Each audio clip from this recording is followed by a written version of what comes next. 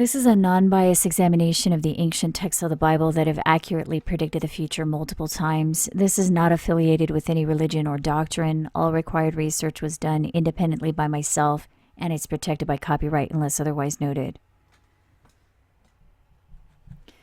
In the past decade, many researchers have recognized that the sign in Revelation 12 involves the constellation Virgo, but in this video, we're going to show that the heavenly sign described in Revelation 12 involves not only the constellation Virgo with the moon beneath her feet, but also the sun at the line representing her birth canal and the planet Saturn representing the dragon waiting to devour. The sign also involves the meteor shower that comes from the dragon constellation and also the galaxy that scientists literally call a halo that is in Virgo's head region. And we're going to show in this video that this sign occurred in the sky in 686 CE while the abomination of desolation was being built on the Jerusalem Temple Mount, and most recently the sign occurred in the year 2012. So everything I'm about to show you can be verified independently using the software Stellarium that is available for free on the internet. So the King James translation of Revelation 12:1 says, "And there appeared a great wonder in heaven," and that word translated as wonder, which is number 4592, it also means sign or of signs portending remarkable events soon to happen. So Revelation 12 is about to describe a sign that will appear in heaven that will warn of events that are about to happen. And the event after this sign in Revelation 12, as you can see in verse 6, is the escape. And we'll talk about that in another video. But the sign in heaven prior to the escape in Revelation 12 is described in verses 1 through 5. And we're going to list each point here so we can have a closer look at what's being said. So the first point is that the sign will appear in heaven. And that's verse 1. There appeared a great sign in heaven, a woman clothed with the sun. So the sign is a woman in heaven clothed with the sun and the moon under her feet. So the moon is under the feet of the woman in heaven, and upon her head a crown of 12 stars. So number 4, the woman has a crown of 12 stars on her head. Then verse 2, "And she being with child cried, travailing in birth and pain to be delivered." So number 5, the woman is in process of giving birth. And verse 3, there appeared another sign in heaven. So in addition to the sign of the woman, a second sign will also appear in heaven. A great red dragon having 7 heads and 10 horns and 7 crowns upon his heads. So number 7, a red dragon with 7 heads and 10 horns will appear in heaven. Then verse 4, "And his tail drew the third part of the stars of heaven and did cast them to the earth." So number 8, the dragon's tail will cast 1/3 of the stars to the earth. And the dragon stood before the woman which was ready to be delivered. So number 9, the dragon is standing before the woman for to devour her child as soon as it was born. So number 10 is the dragon is waiting to devour the child as soon as it's born. And verse 5, "She brought forth a man-child who was to rule all nations with a rod of iron." So the child that the woman in heaven is giving birth to is the man who will rule with a rod of iron. So these are the 10 points in Revelation 12 verses 1 through 5. But there are actually 2 signs here. So we're going to look at each of these 2 signs one at a time, and we're going to start with the first one. So the first point of the first sign is that this sign will appear in heaven. And in Genesis 1:14 through 19, we're told the lights in heaven are to be used for signs, the greater light to rule the day, which is the sun, and the lesser light to rule the night, which is the moon, and the stars also. So the sun, moon, and stars are to be used for signs.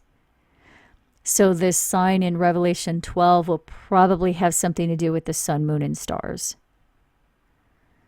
So we're also told in Job 9:9 that God is the maker of the constellations, and it gives the example of the bear which is a constellation, and Orion, which is another constellation, and the Pleiades, which is a translation of the word 3598, which means a cluster of stars or a constellation of 7 stars.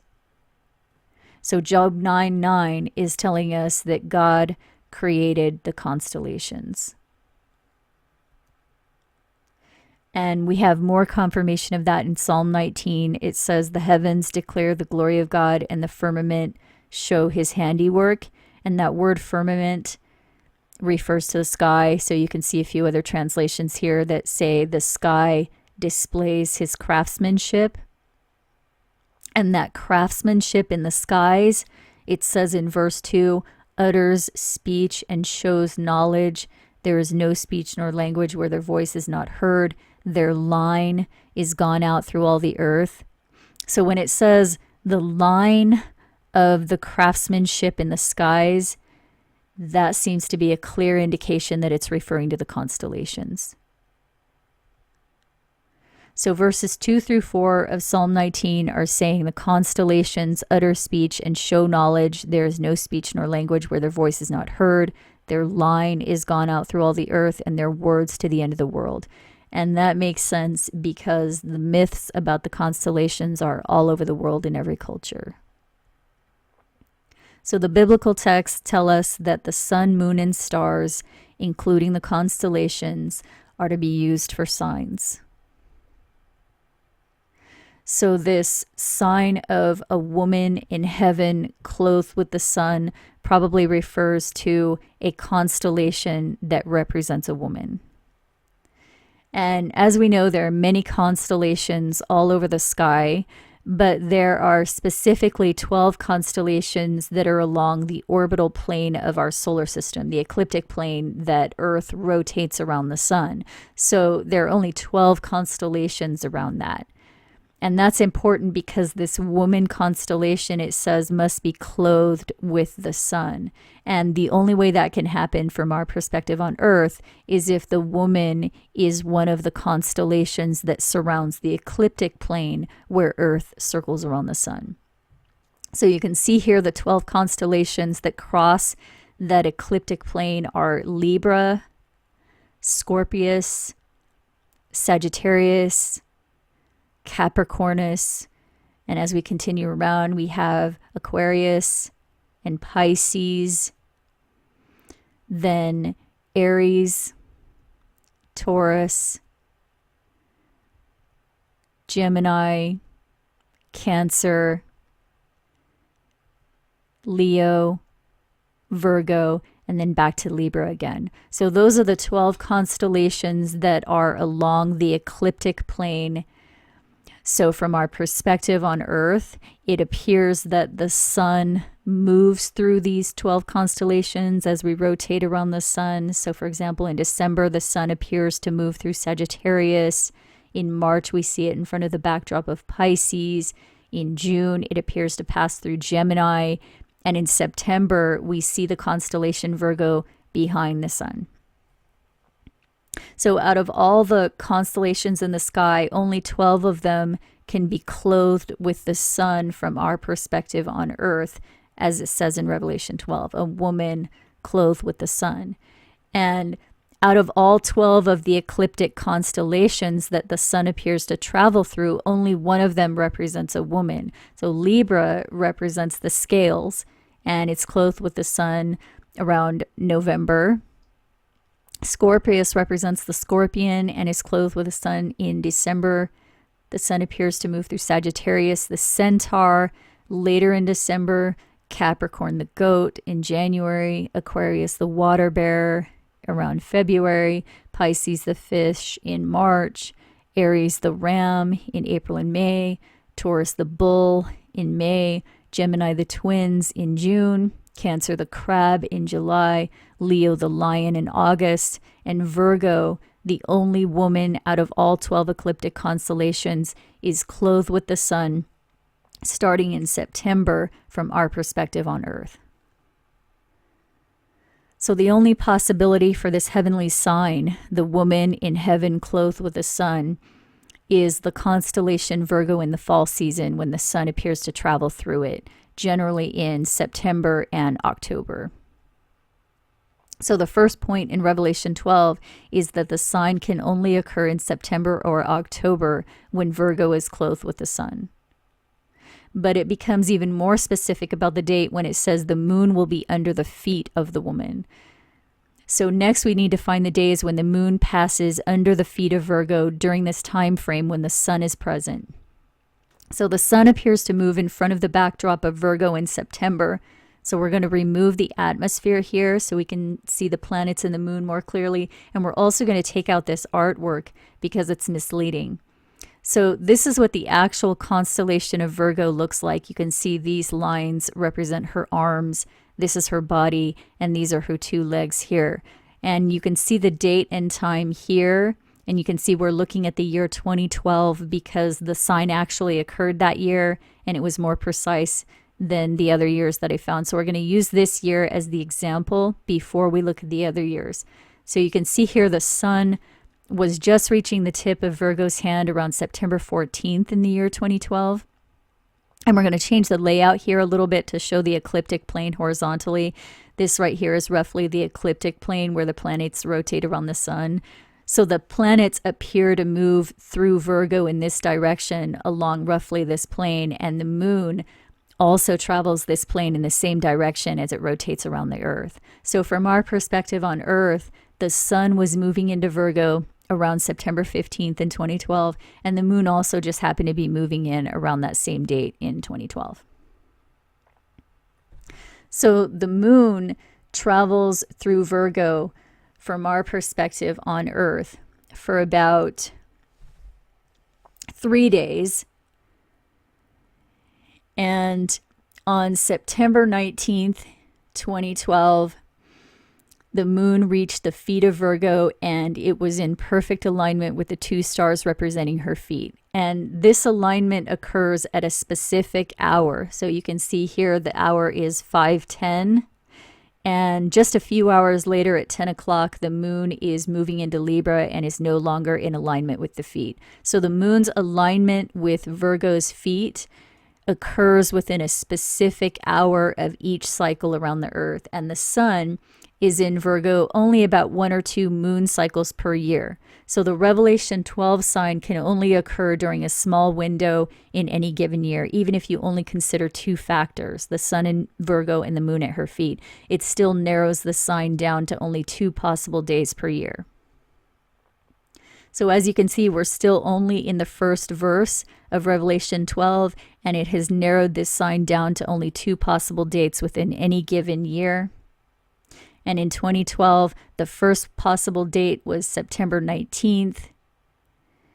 And then the moon continued around the Earth for another cycle. And it came back around into Virgo around October 13th. And it traveled through Virgo for about 3 days. And it reached the feet on the 16th, and we'll just move the time up to about 12:30 when the alignment occurred. And the time would be different depending on where you are on the planet. So this here is the perspective from a later time zone, but no matter what time it is where you are, the moon reaches the feet during a specific hour of one specific day each cycle. So the second possible date for this sign in 2012 was October 16th. So the sun in Virgo narrows this sign down to only 2 months of any given year, September or October, and the moon under the feet narrows it down to only 2 possible dates within any given year. So now let's move on to the next point. The woman has a crown of 12 stars on her head. So in the head region of Virgo, there is a cluster of galaxies called the Virgo cluster. And the center galaxy of this Virgo cluster is called Messier 87, otherwise known as M87. And Orbiting this galaxy is an abnormally large population of about 12,000 globular clusters, which are spherical clusters of stars. So basically, 12,000 of these star clusters are orbiting the center galaxy of the Virgo cluster in the head region of the constellation Virgo. And astrophysicists literally refer to this galaxy as a halo. So this is an article from the University of Texas describing what they call the dark matter halo of M87. According to scientists, it's one of the most massive galaxies in the local universe. And another interesting point about this halo in Virgo's head is it measures 120,000 light years in diameter, making it the dominant galaxy in the center of the Virgo cluster. And others say it contains the most massive black hole in the universe.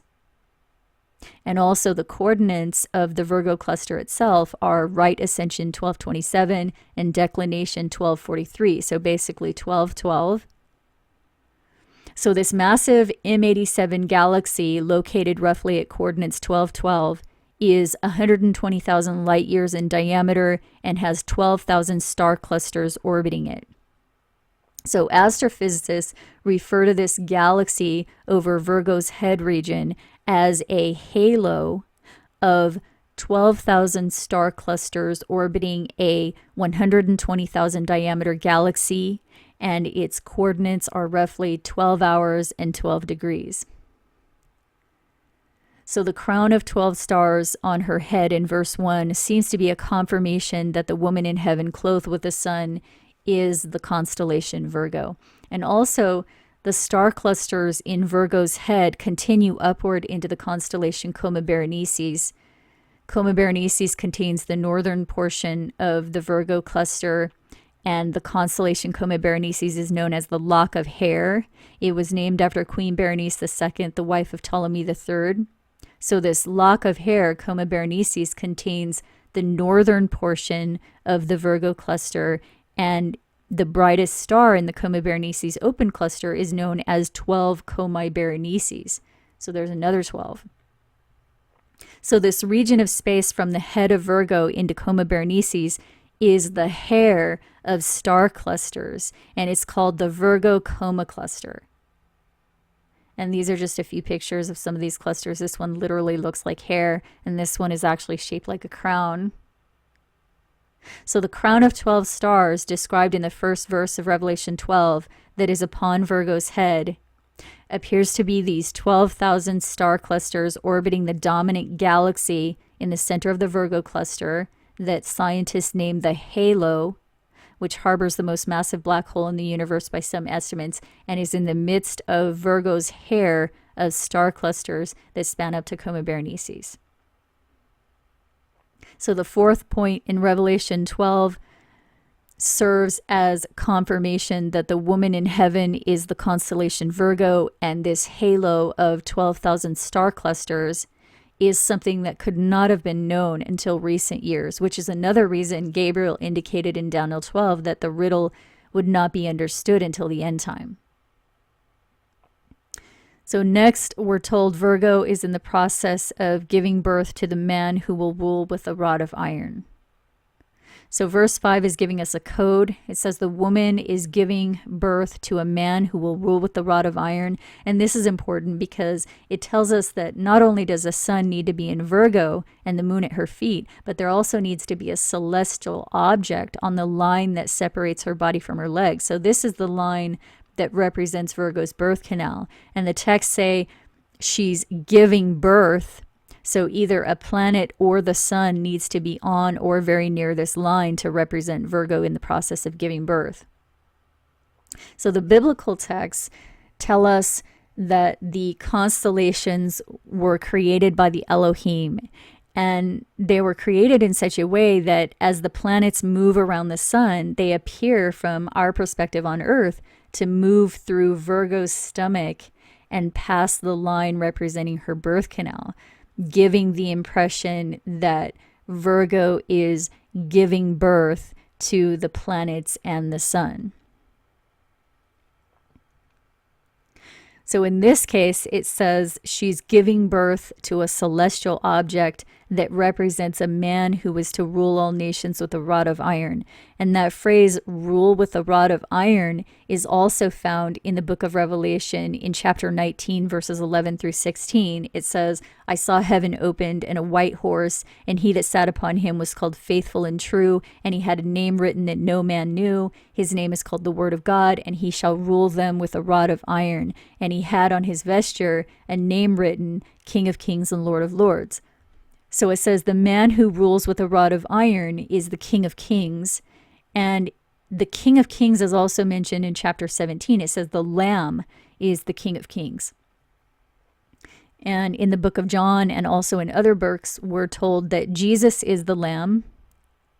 So the woman in heaven, it says, is giving birth to the man who will rule with the rod of iron. And the one who rules with the rod of iron is the King of Kings, who is the Lamb, who is Jesus. And Jesus is also referred to as the bridegroom. So Mark 2, for example, says, some people came to Jesus and asked why his followers don't fast. And he said, at a wedding, the friends of the bridegroom are not sad while he is with him. So they don't fast while the bridegroom is still there. But the time will come when the bridegroom will be taken for them, and then they will fast. So we know now that refers to Passover, when Jesus was crucified and taken away from them. So that indicates that Jesus is the bridegroom. So Jesus is the Lamb and also the bridegroom, and that is pretty much standard knowledge amongst biblical scholars. But notice Psalm 19 clarifies for us that the sun represents the bridegroom. It says in verse 4, their line is gone out through all the earth. So we know that that refers to the constellations, their line. And in them, in the constellations, in other words, he set a tabernacle for the sun, which is as a bridegroom coming out of his chamber. So it says here the sun is as a bridegroom coming out of his chamber. And in the King James Version, it used the word chamber to refer to the constellations, because here it says the chambers of the south in Job 9:9. And in the New International Version, it says the constellations of the south. So the constellations and the chambers are interchangeable. So when it says here in Psalm 19 verses 4 and 5 that the sun is as a bridegroom coming out of its chamber, it can also say the sun is as a bridegroom coming out of its constellation. So Jesus is the bridegroom, and the sun is as a bridegroom coming out of its chamber or constellation. So the woman is giving birth to the celestial object that represents Jesus the bridegroom. And Psalm 19 makes it very clear that the bridegroom is represented by the sun.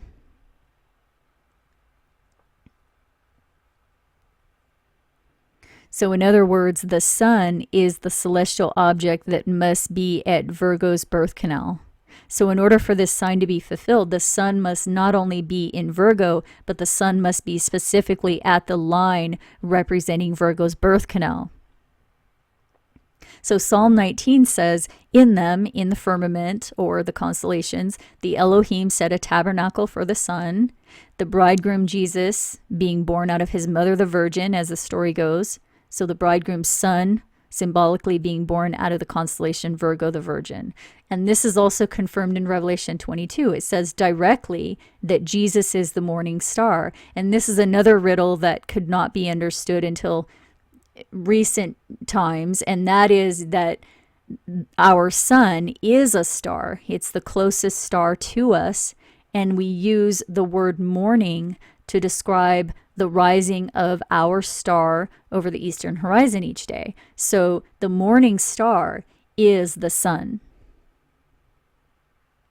So Revelation 12 says, the woman in heaven is giving birth to the man with the rod of iron, who is the King of Kings, who is the Lamb, who is Jesus, who is the bridegroom, which is represented by the sun, which is the morning star, which Jesus clarifies he is. So there's no doubt which celestial object represents the man with the rod of iron. It's the sun. So you can see an example of this celestial configuration described in Revelation 12 occurred on October 16th, 2012. The sun was in Virgo, and more specifically, it was exactly on the line representing Virgo's birth canal. At the exact hour, the moon was in alignment with the two stars representing her feet. So you can see on this other possible date in September of 2012 when the sun was in Virgo and the moon at her feet, it doesn't qualify as the sign described in Revelation 12 because the sun was not at the birth canal.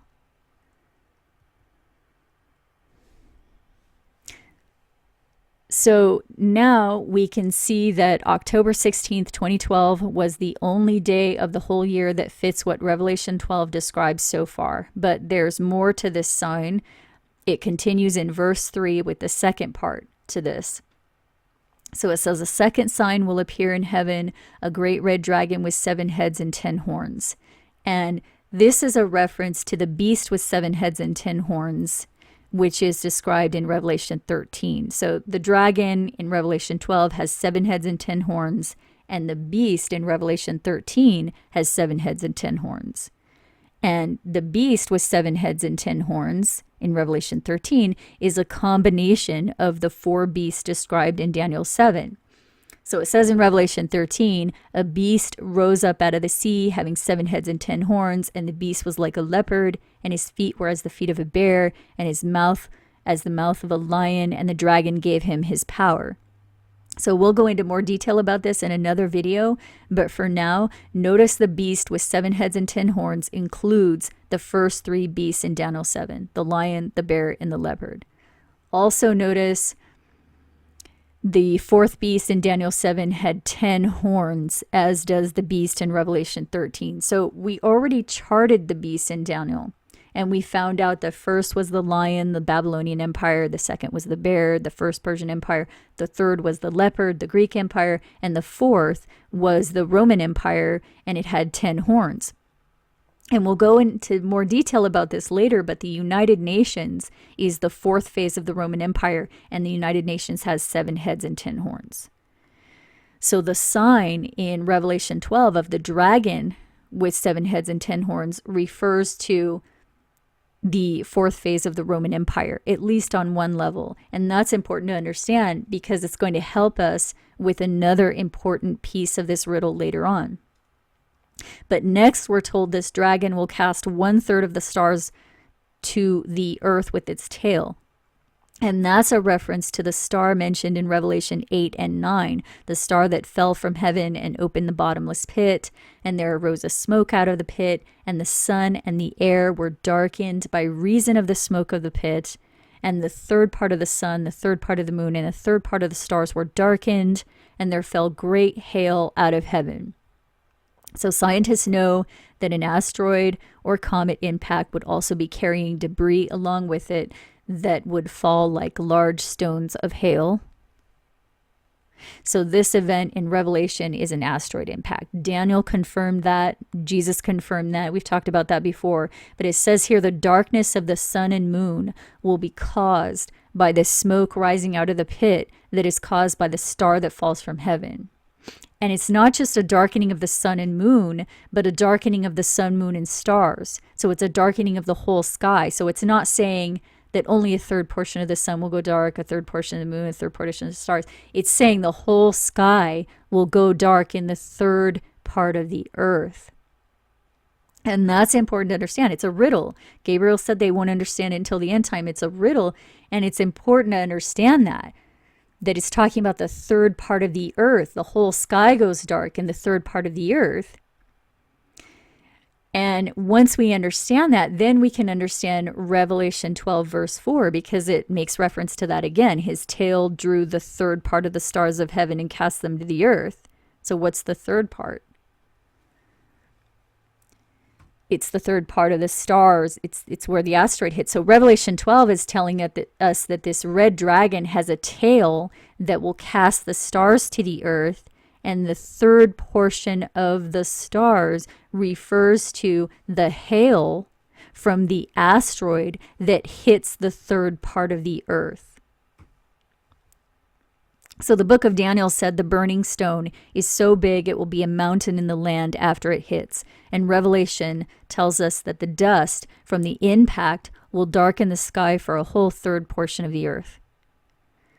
So on another level, the tail of the dragon refers to a comet or asteroid. And Daniel called it a stone cut out without hands, and he also called it a fiery stream or a burning flame. In other words, a burning flame stone will destroy the fourth empire. And we looked at this in a previous video. And this burning stone is described in Revelation 12 as a red dragon. So there are multiple meanings for this dragon. First, it refers to the Roman Empire, which Daniel indicated consists of 4 sections. So just really quick, remember Daniel made clear that the little horn will fight against the Prince of Princes and will be destroyed by the asteroid. And that little horn is part of the 10 horns of the Roman Empire, and it subdues 3 others. So that indicates there's 4 sections of the Roman Empire, and the United Nations is the 4th, and it has 7 heads and 10 horns. And we'll talk about that more in another video. So the dragon with 7 heads and 10 horns in Revelation 12 represents first the 4th phase of the Roman Empire, the United Nations that has 7 heads and 10 horns. And this tells us when the asteroid will hit. And the second thing this dragon represents is the comet or asteroid impact itself. So this code of the dragon in Revelation 12 seems to be giving us both the what and the when of what this sign portends or what it's warning about. But this dragon also represents a third element, and that is the constellation Draco, which stands before the woman Virgo in the sky. And Draco is a constellation in the far northern sky. Its name is Latin for dragon. And there's a meteor shower that comes from the Draco constellation every year in October. It's called the Draconids meteor shower. So verse 4 says, the dragon cast the stars to the earth and stood before the woman. So the meteor shower comes from the dragon constellation every October when the sun is in Virgo, and the dragon constellation stands before the woman Virgo in the sky. So the Draconid meteor shower in October fulfills the sign of the dragon casting the stars to the earth. And that's using the third representation of the dragon. But there's one more important point. It says the dragon is waiting to devour the child as soon as it's born in verse 4. So this is important. There's a good reason why it makes a point of saying that the dragon is standing before the woman to devour the child as soon as it's born. And verse 9 tells us that the dragon is called Satan, and you can pronounce that however you want. But the original translation of this was the word Satanas. And the Hebrew root for that word is simply STN. So this can easily refer to Saturn, which was one of the prominent gods of the Roman Empire, which was the 4th beast in the book of Daniel. And Saturn was also known for devouring his own children. Specifically, he devoured his children as soon as they were born. So the dragon in Revelation 12, who waits to devour the child as soon as it's born, is a literary reference to the Roman myth of Saturn, which may be why the original Hebrew word is STN. So the dragon represents the Roman Empire on one level and their prominent god Saturn on another level. And that makes sense because in our close examination of Daniel 11, verse 8 referred to Cleopatra Selene II and King Juba, who brought the gods of Rome to Mauritania. And during the reign of their son Ptolemy, the cult of Saturn became important in Mauritania, and then various temples to Saturn were built there. So Daniel 11:8 specifically mentioned the gods that they brought from Rome, which in this case was the god Saturn. So Daniel 11:8 specifically is highlighting the god Saturn, once you understand this.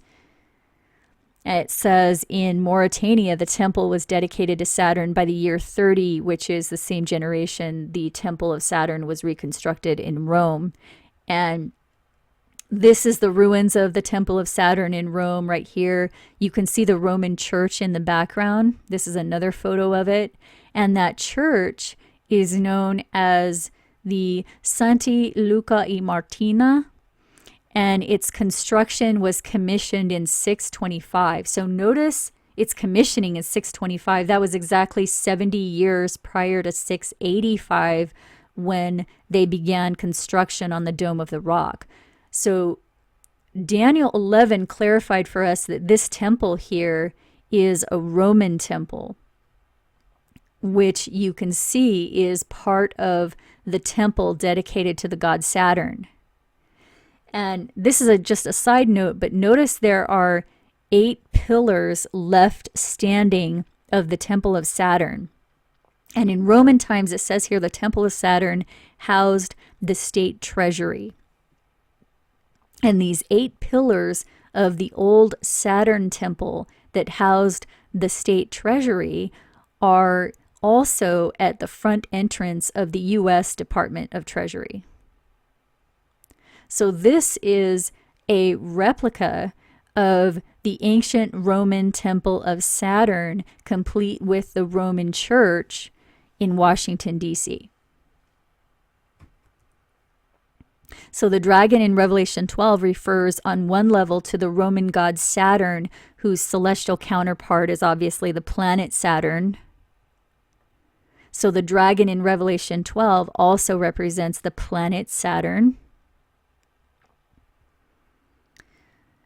And when it says the dragon was waiting to devour the child as soon as it's born, that definitely refers to the Roman god Saturn, whose heavenly counterpart is the planet Saturn. So in order for this sign of Revelation 12 to be fulfilled, the planet Saturn must be in a position relative to the constellation Virgo that resembles waiting to devour her child. In other words, it should be outside of or below Virgo's birth canal line. So the planet Saturn should be in this area right here. It wouldn't be waiting to devour the child if it was in Virgo's stomach or up on her arm. It's waiting to devour the child as soon as it's born. So the planet Saturn must be present and in this area. Otherwise, the sign of Revelation 12 is not complete. So Saturn is the celestial object that represents the Roman god who devoured his children as soon as they were born. So this is the sign described in Revelation 12 as it occurred on October 16th, 2012. And this is another perspective right here. So both the first sign of Revelation 12 and the second sign of Revelation 12 are one celestial configuration. The sign portion of this is highlighted here in yellow, and the portents of this sign, in other words, what the sign is warning about, is highlighted here in red. So that's the sign in Revelation 12. There are very deep layers in this, but it's describing a celestial configuration in the sky that looks like this. And a few years ago, I searched for this configuration from the year 1 AD to the year 3000, and I've checked it a few more times since then. And this is about how many times this configuration has occurred in the sky between the year 1 AD and the year 3000. But you'll notice I have 2 columns here. The column on the left shows how the sign occurred when Saturn was inside Virgo, and the column on the right shows all the times that it occurred with Saturn outside Virgo. And this has to do with the 4th point of the second sign that says the dragon is standing before the woman in the sky. So we know the dragon constellation Draco is before the woman. You can see Virgo is facing in this direction, and the dragon constellation is in front of her. And even if we take out the artwork, you can still see that Virgo's arms, body, and legs are curved in that direction toward Draco to symbolize which way she's facing.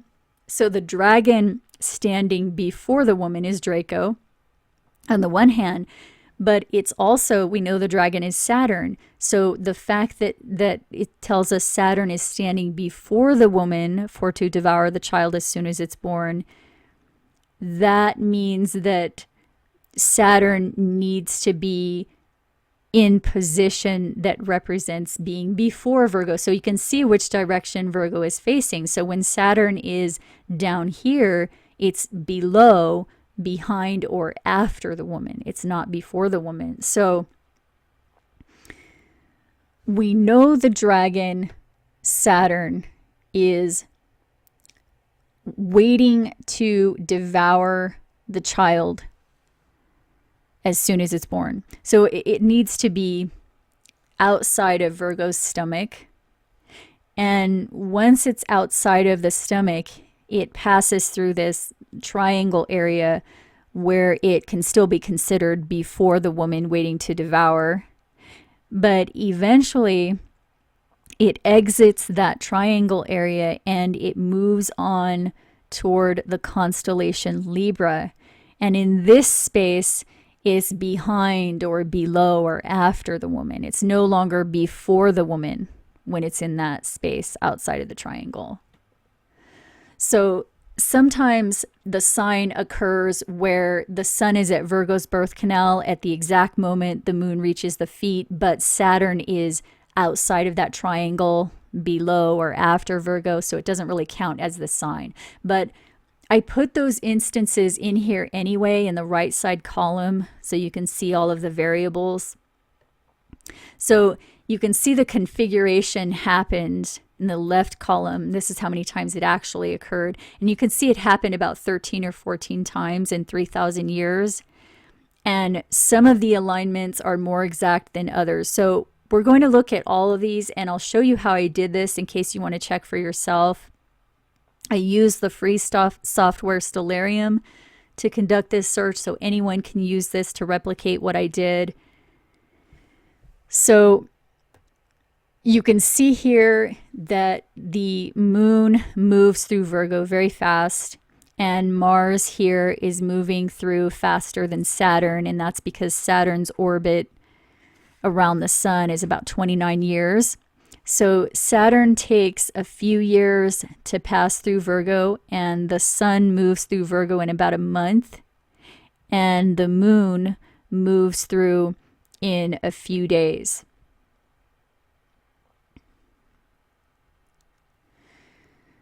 And when the moon lands at the feet, that is in a specific hour. So the sun passing through Virgo's birth canal line at the exact moment the moon reaches alignment with the feet is a rare occurrence. So we're just going to look at the next 30 years after the 2012 sign to see what happens.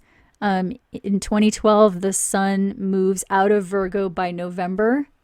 So we're going to move this up to the year 2013, and we'll move the sun back through the birth canal. And you can see the moon is not present at all as the sun was moving through the birth canal line in 2013.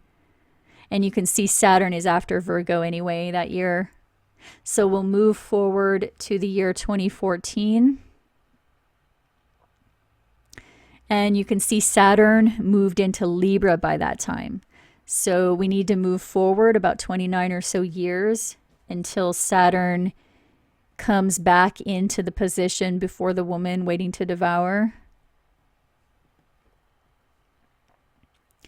And you can see Saturn will be in Virgo's belly again in the summer of 2041. And it passes through Virgo's birth canal in September. So we'll bring the sun through Virgo's birth canal in 2041. And you can see the moon will not be present as that occurs. So we'll move this up to the year 2042. And we'll pass the sun through the line that year. And you can see the moon will reach the feet on October 15th. And it's close, but the sun is above the birth canal line and Saturn is after or behind Virgo. So it's not really before the woman waiting to devour. But we'll put this on the table anyway. So on October 15th, 2042, the sun will be above Virgo's birth canal line and Saturn will be outside Virgo at that time. So it's not really a fulfillment of the sign, but it's on here for reference. So let's look at 1 AD through 157 so you can see the process by which this was discovered, and then we'll look at photos of each of the signs after that. So this is 1 AD in September when the sun was moving through Virgo. But you can see that the planet Saturn was not in Virgo at all at that time. So we need to move forward until the dragon is in position. So we're in year 3, 4, 5. And you can see Saturn is moving in, and it was in Virgo's belly in the year 8 AD. And it stayed in the stomach as the sun passed through the canal line. So we'll move forward 1 year until the sun was in Virgo again. And we'll pass the sun through the line. And you can see the moon was not present at all at that time. So we'll move to the year 10 and pass the sun through the line again. And the moon was still not present. So we'll move up to the year 11. And by that time, Saturn was no longer in Virgo at all. So we need to move forward about 29 or so years to when Saturn was back in Virgo again. And you can see Saturn was back around and in Virgo's stomach in the year 37 AD. And it was still in the stomach when the sun passed through Virgo in 37. So we'll move this up to the year 38. And move the sun back through the line. And you can see the moon was not present that year. So we'll move up to the year 39. And we'll pass the sun through again. And you can see the moon still was not present as the sun passed through. So we'll move this up to the year 40, and by that time Saturn moved out of Virgo. So we need to move forward again about 29 or so years until Saturn is in Virgo again. And Saturn was in the belly in 67 AD, but the sun was past the birth canal line at that point. So we'll move up to 68 AD. And move the sun back through the line. And the moon was not present at that time. So we'll move up to 69 AD. And we'll move the sun through the line again. And the moon was still not present. So we'll move up to 70 AD. And by that time, Saturn was in Libra. So we'll move forward until Saturn comes back around to Virgo. And you can see Saturn was in Virgo's belly in 96 AD and stayed in the belly until the sun moved out of Virgo. So we'll move this up to 97 AD and we'll pass the sun through the line.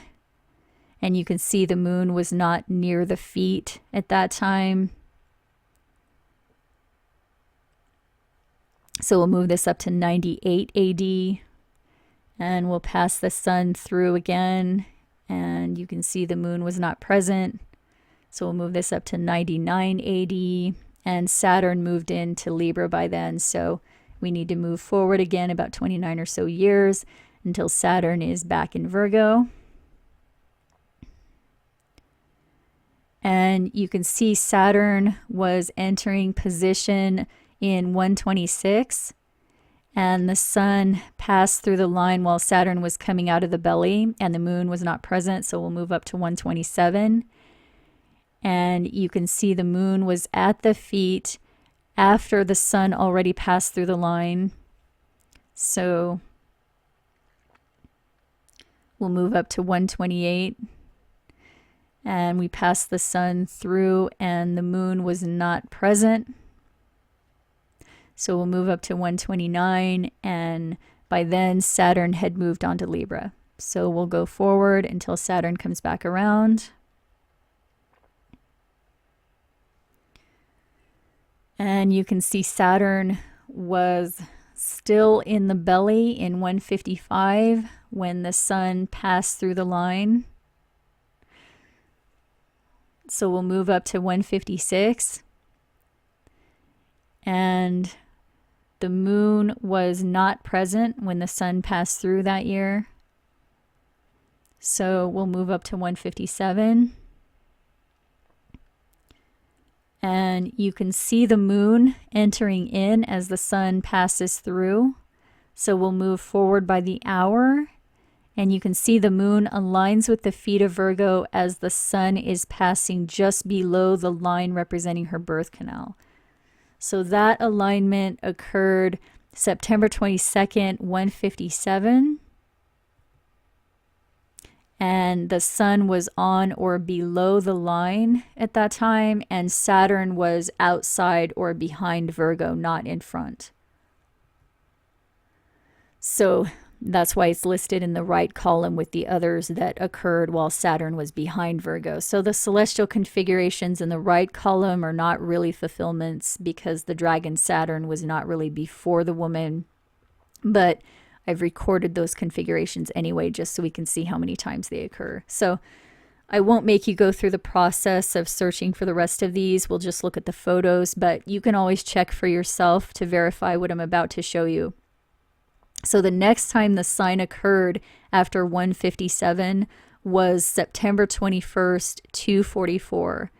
And you can see Saturn was in the right position, waiting to devour. The moon reached alignment with the feet as the sun was just barely touching the line of Virgo's birth canal.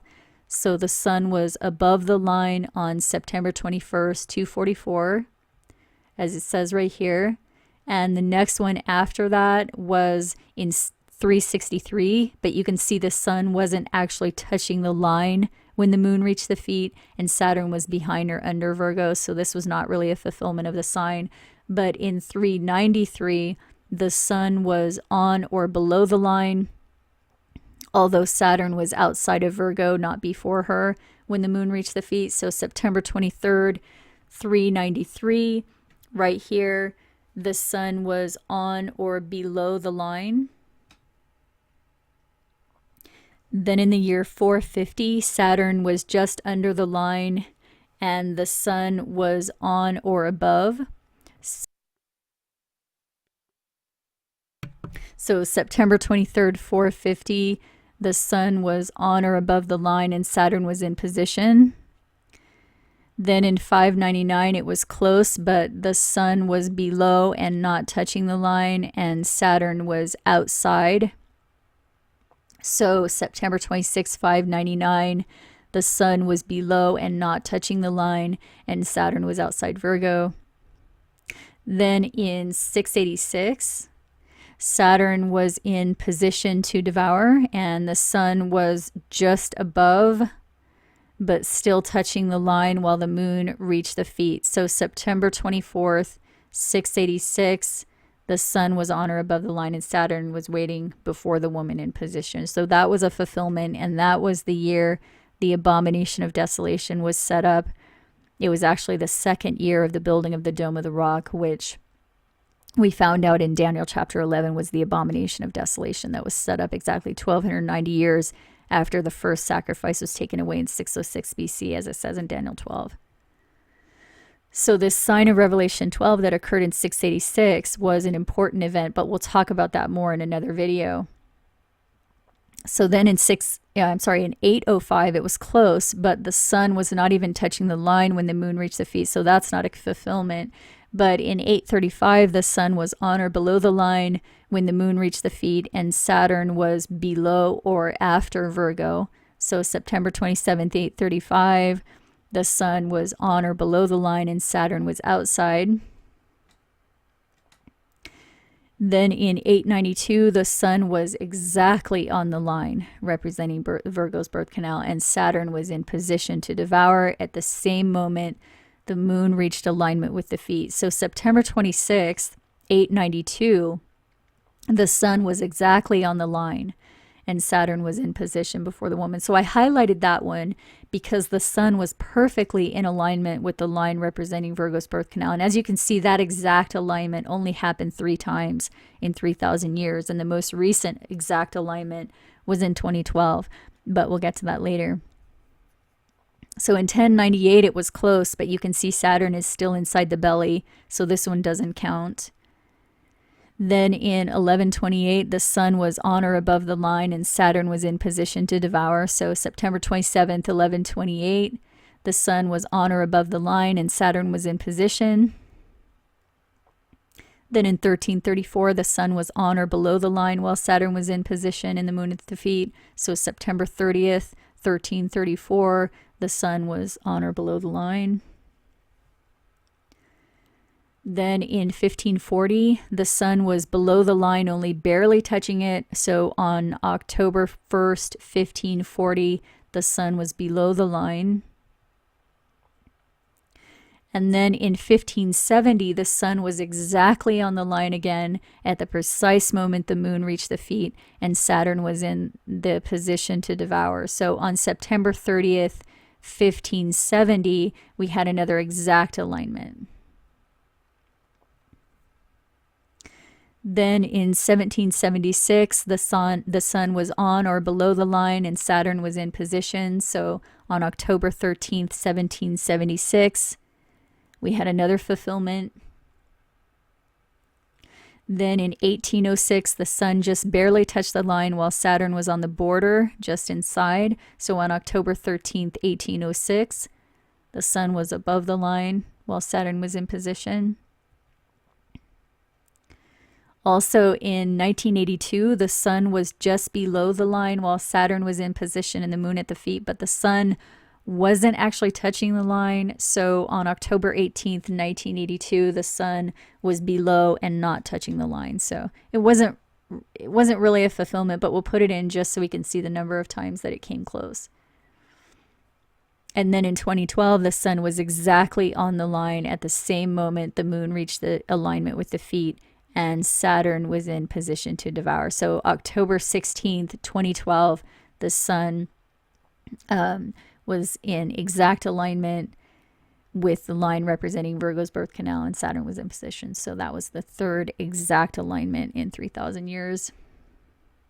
And then in 2042, the sun will be on or above the line when the moon reaches the feet, but Saturn will be outside at that time, and that will be October 15th, 2042, when the sun will be above the line and Saturn outside. So it's not really a fulfillment when Saturn's not standing before the woman.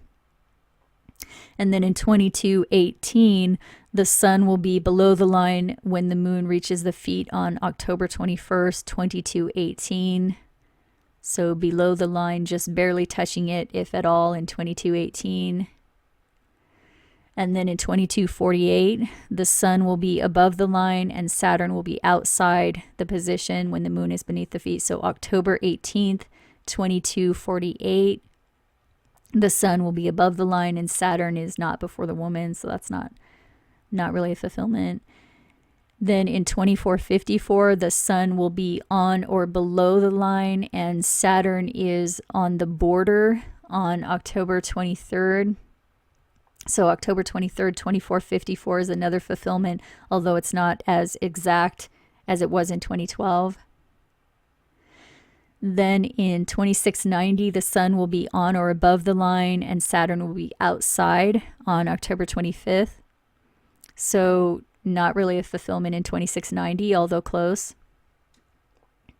Then in 2720, the sun will be way above the line when the moon reaches the feet. So we won't include that on the table. And in 2896, the sun will be on or below the line when the moon reaches the feet, and Saturn will be just outside of the border when that happens on October 28th, 2896, which is not really the full sign. And finally, in 2926, the sun will be on or above the line when the moon reaches the feet, but Saturn is below and behind Virgo, not before her. So October 29th, 2926 won't be the full sign either. So almost every occurrence in the left column was the full sign described in Revelation 12, except for 1982 when the sun wasn't really touching the line. And there were varying degrees of accuracy in all of these fulfillments. Some of the years the sun was more above the line, and in others the sun was more below the line. And there were only 3 times in all 3,000 years that the sun was exactly on Virgo's birth canal line at the exact hour the moon reached alignment with the feet, with Saturn in the position before the woman waiting to devour. And out of those 3 exact alignments, 2012 was the most recent, and a more exact alignment will not occur again before the year 3000. So the 2 signs in Revelation 12 verses 1 through 5 describe one celestial configuration in the sky from our perspective on earth. And Revelation 12 says after this sign appears, the child of the woman will be caught up to God into his throne, and the woman will flee into the wilderness. And this ties into what we discussed in a previous video. We're told the sign occurs before the escape, and the sign occurred in 686 while the abomination of desolation was being built on the Jerusalem Temple Mount. And Jesus said in Matthew 24 that those in Judea will flee into the wilderness after that, starting a 1260-year tribulation that will end with the asteroid impact. So we'll continue this next week. So if you want more information, the whole series playlist is linked here, and there are several other videos linked in the description below. Just click on Show More to open up more links on this subject. And if you like this video and you want this to continue, please consider providing support, because I can't do this without the help of viewers like you. So thank you so much to those of you who are making these presentations possible. I hope you're doing well, and I'll talk to you next week.